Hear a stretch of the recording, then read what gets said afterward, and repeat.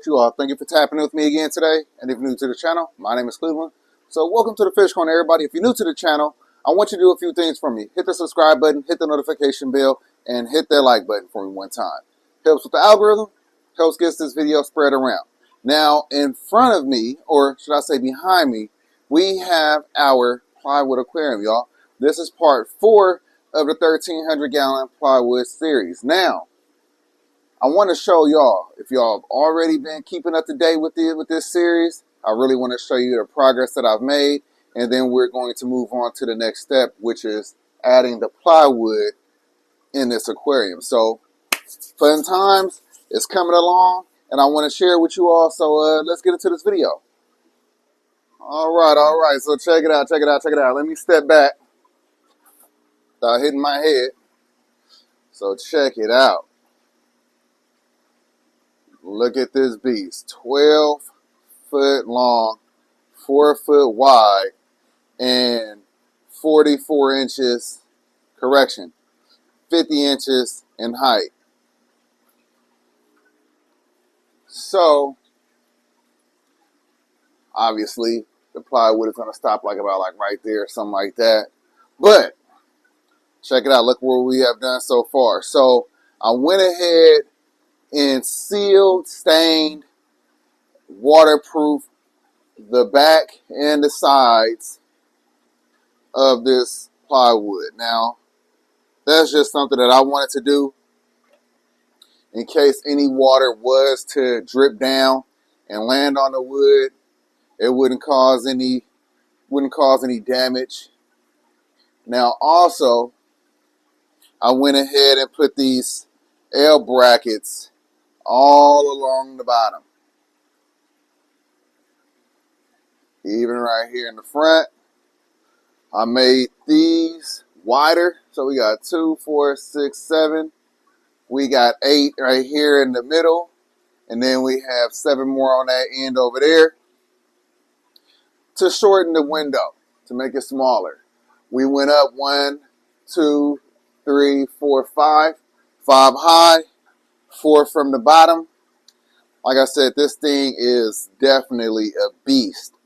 So now we're going to start adding the plywood. Matter of fact, before I even do that, I need to cut that pipe. The top portion of it. And then we're going to start adding in the first pieces of plywood into this aquarium. So stay tuned. Let's get to it.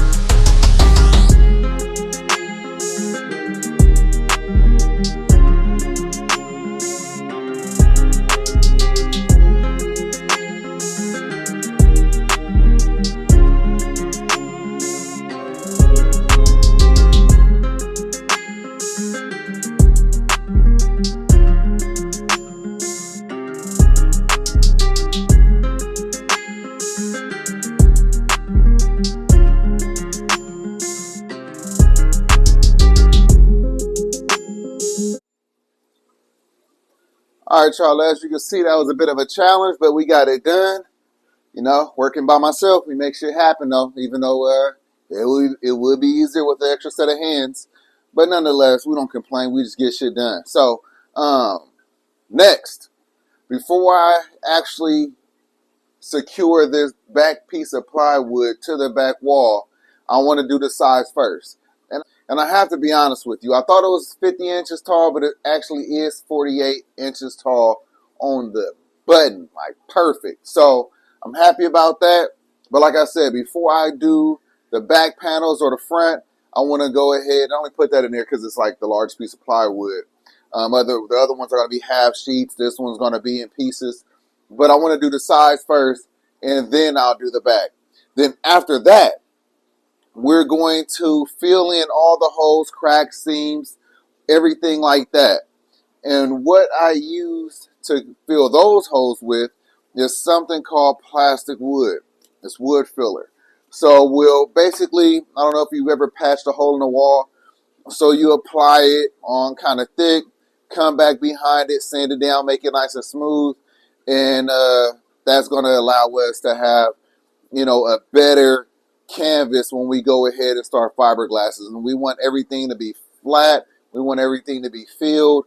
We don't want to have any screw holes exposed, things like that. So, let's go ahead and cut these two pieces of plywood. Then we'll do the back panel, and then we'll start cutting the smaller pieces and doing the front.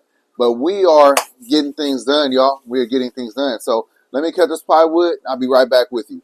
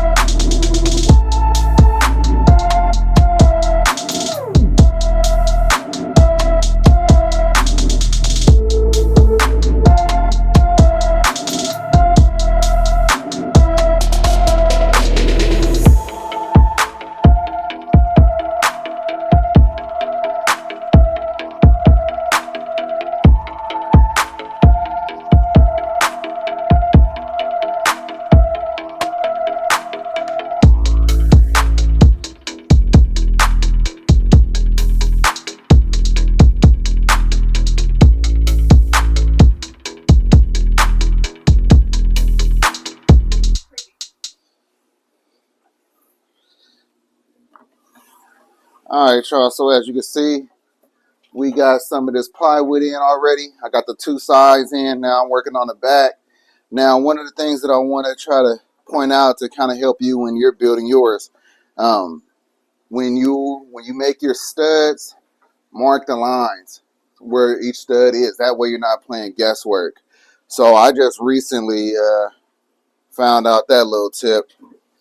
Some of us aren't carpenters, so that might not be something that we just know to do.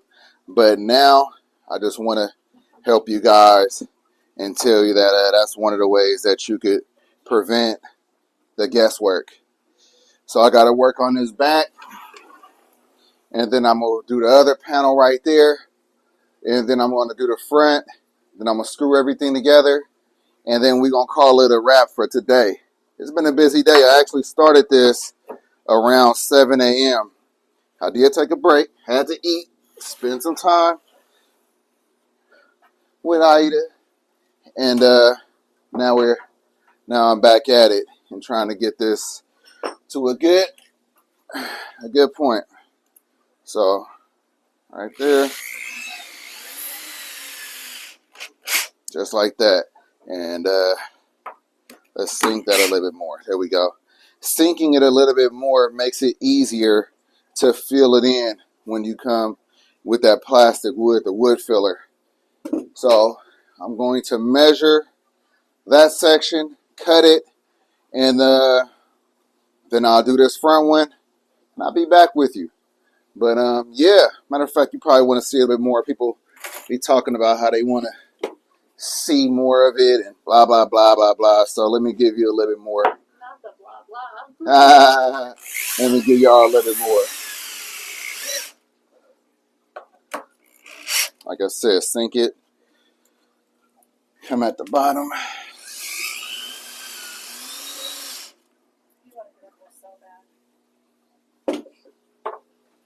All right. Now, my measuring tape is right up here. Not take it off. So let's see.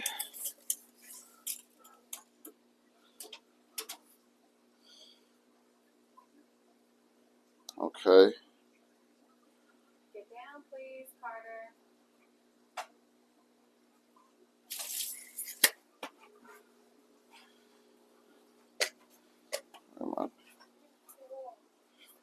I was just marking up here. All right, 49. There we go.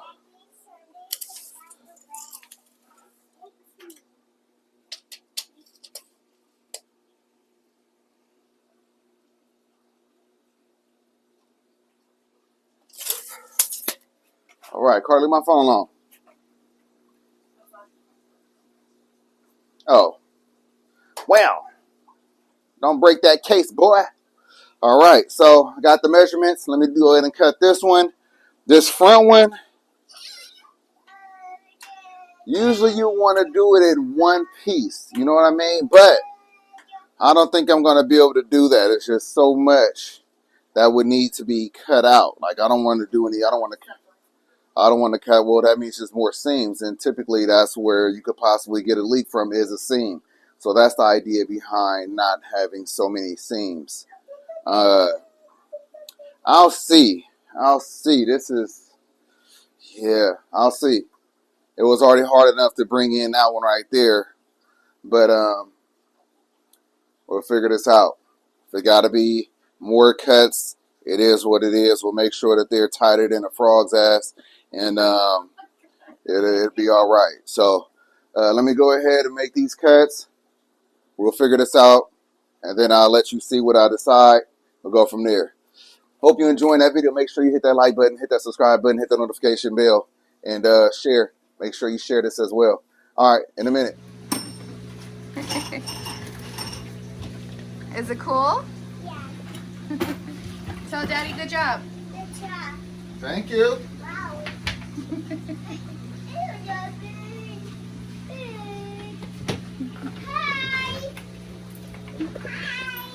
Hey. Yeah. Recording. All right, y'all. So we are at the stopping point for the night. Just going to add a few more screws, but I am actually going to quit for the night. Tomorrow, I will finish this video up. I need to go and grab some more 2x4s, couple 12s, matter of fact, like 3 12s or 4 12s, and then I can finish this up. So I want to put some of those 2x4x12s in the seams, because as you know, if this was to fail, it'll fail either at the window or the seams. So I want to put some trim in each of these seams, everyone, on the bottom, the sides, along the bottom over here, and then I'm even going to overlap all the seams with another piece of plywood. This is just so no water will get out through the seams. Now, it might be overkill. I might not do it on the bottom, but it might be overkill, but I call it peace of mind. So we'll go ahead and wrap this up for tonight, but tomorrow we'll finish this up, and then we'll be ready to fill the holes, and I'm pretty sure y'all want to see that too. So I'll see y'all tomorrow. Have a good night. All right, y'all. So we are actually a few days out from the last video. Just because I had other videos to upload. If y'all are keeping up to date with all of the series 1, 2, and 3, then you know I had videos to drop. Now I need to edit this part 4. So where I'm at with everything. So This is the product of where I decided to stop and do some research. So I got the whole inside wrapped, obviously. I got all of the holes filled. That is with wood filler. So I still need to sand it and things like that. And you might notice something like, what is going on with all of this, all of these 2x4s? So I decided to frame out the inside with these 2x4s, and I wanted to basically cover all of the seams. Everywhere where I had a seam, I covered. I covered that one with another piece of 3/4 inch plywood. Then I covered the bottom. And remember, this is going to be all covered with sand, so you're not really going to see the bottom so much, but you will see the sides, and I don't really care. The reason why I did that, and we got Lisa Ray in there hungry. She can't wait to get into. She's like, y'all talking about my new home? Let me get in there.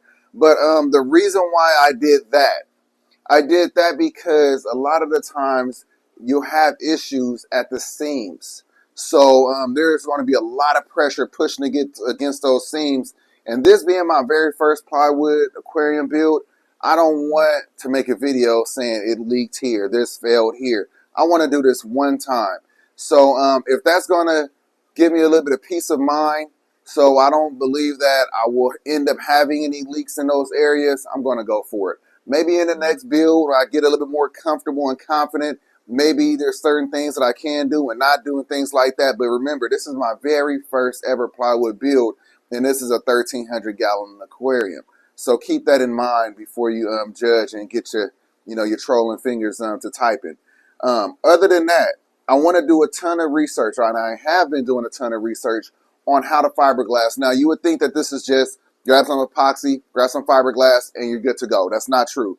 So I have epoxy resin right here that works for fiberglass. Now, the fiberglass that I did buy is this roll right here, which is enough, and I've had this for over a year. This is called fiberglass chopped strand mat. Now, why can't I just stand in fiberglass? Right, and that does not work with epoxy resin. You need polyester resin to go with that fiberglass mat. Now, there are fiberglass mats that will work with this, and I am looking into that. There's a lot of different variables that I will talk about as I'm doing the fiberglassing project. But as it stands, I want to do more research because I want to make sure that I'm doing this correctly. And the channels that I have watched and the ones that's done the plywood builds, they don't go into detail on the different resins that work with the different fiberglass. They make it seem like you can just grab some fiberglass, grab some resin, and you're good to go. That's not the case. That's not the case. So make sure when you do this, you also do your research.